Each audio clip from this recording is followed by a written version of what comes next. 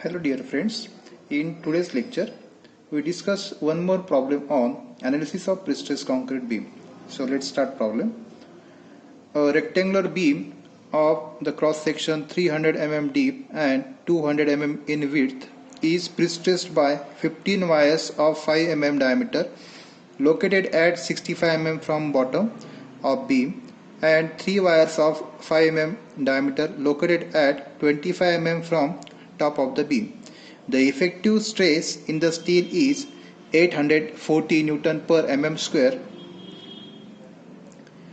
A. Calculate stress at extreme fiber. B. At midspan when the beam is carrying its own weight over a span of 6 meter. C.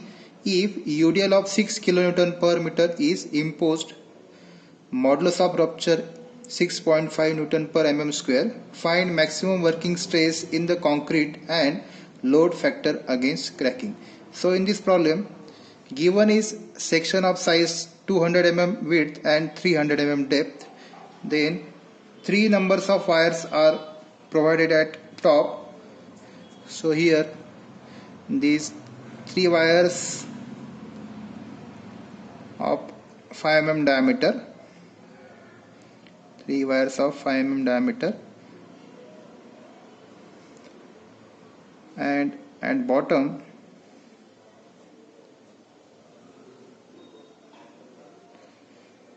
15 wires of 5 mm.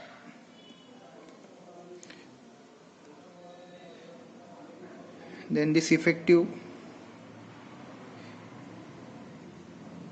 cover is given at top, it is 25 mm and at bottom it is 65 mm.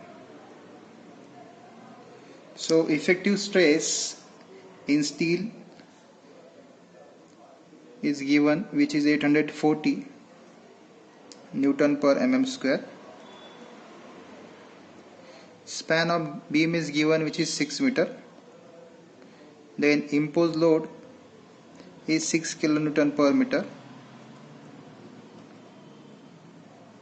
and modulus of rupture is 6.5 Newton per mm square.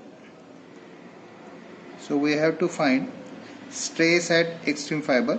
So first, that is calculate stress at extreme fiber. Then second, at midspan when beam is carrying its own self weight over 6 meter.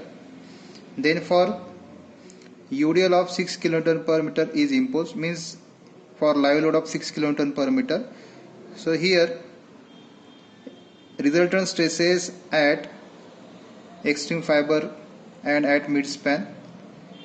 And finally find maximum working stress in concrete and load factor against cracking. So load factor we have to find. So stress at extreme fiber, that is at end and at midspan, and load factor. So step number 1 is to find position of neutral axis from bottom. So for this beam, we know for rectangular beam y bar is equal to total depth divided by 2. So d by 2. D is given 300, so here 300 divided by 2. So y bar is 150 mm. Y bar is 150 mm. Second step is to find moment of inertia. So for rectangular section, we know I equal to BD cube by 12. BD cube by 12. B is given, that is 200, and depth of section is 300. So 300 cube divided by 12. So after calculation, this value of I is 450 into 10 to the power 6 mm raised to 4. Mm raised to 4. Then step 3, section modulus. So Z equal to I by Y.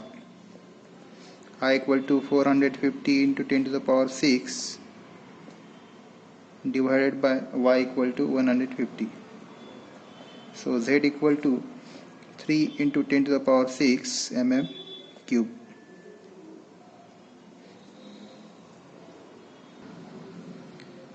Then next 4 number step is to find self weight. or moment due to self weight. So to find self weight, we know self weight equal to area into density. Area into density. So area, that is B into D, which is 200 into 300.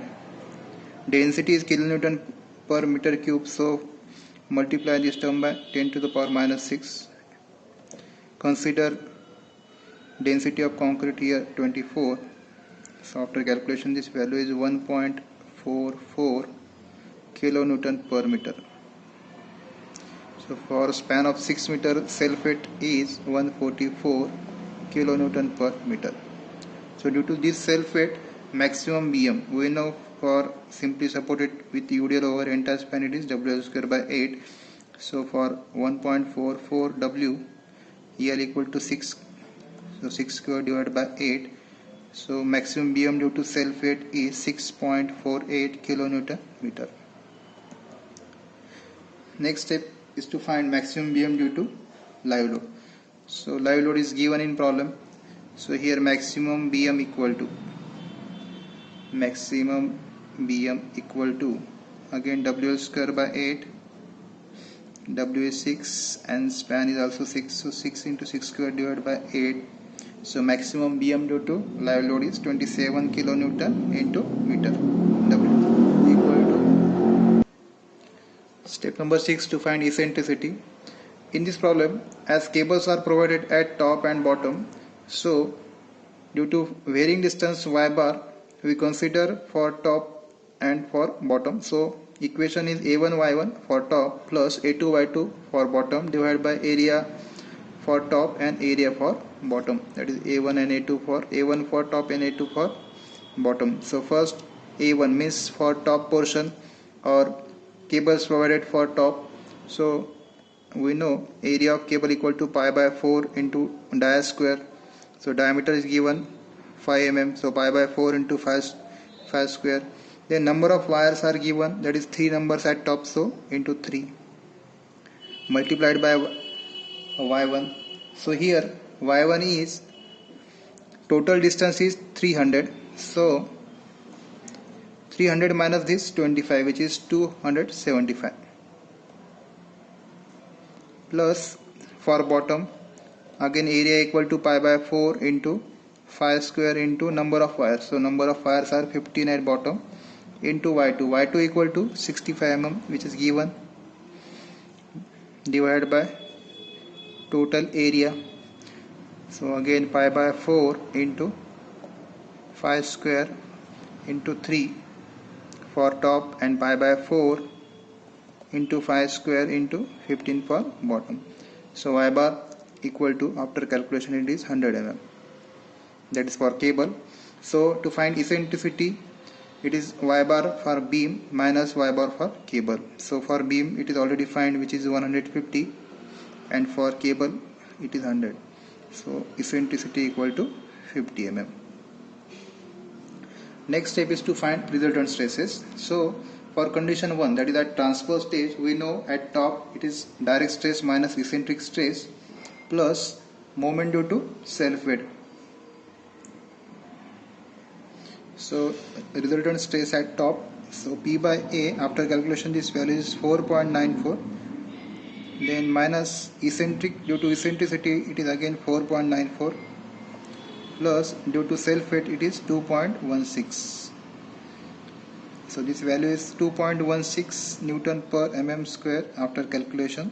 Answer is positive, so nature is compressive. Second, at bottom. So to find at bottom, equation is direct stress plus eccentric stress minus moment due to dead load. So again direct stress is 4.94, that is P by A, value of P by A is 4.94, plus for eccentric stress it is again 4.94, minus due to self weight it is 2.16. So answer is 7.72 Newton per mm square. Answer is positive, so nature is compressive.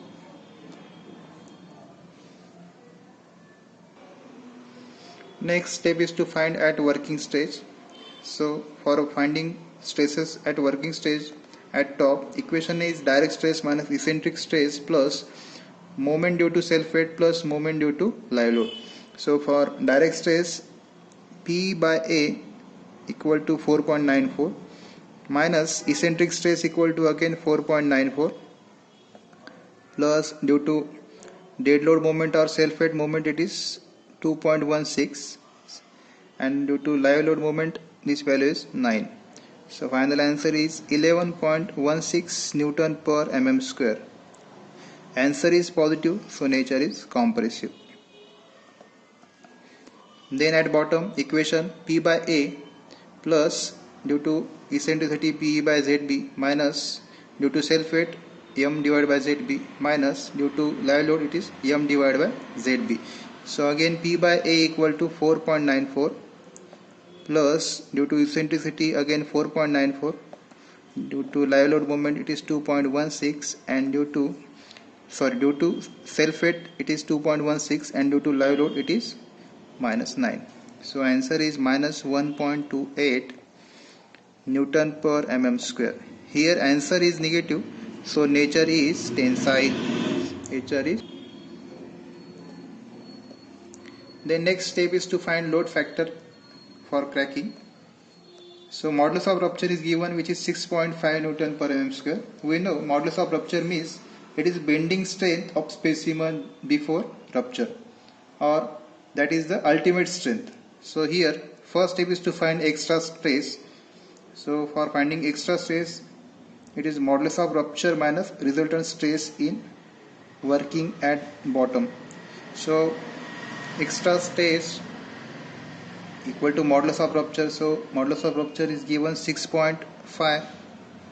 Resultant stress in working at bottom we already find, which is minus 1.28.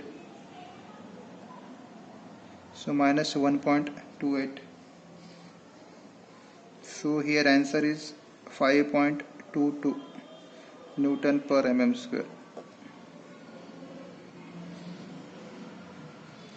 Here extra stress is equal to modulus of rupture plus resultant stress in working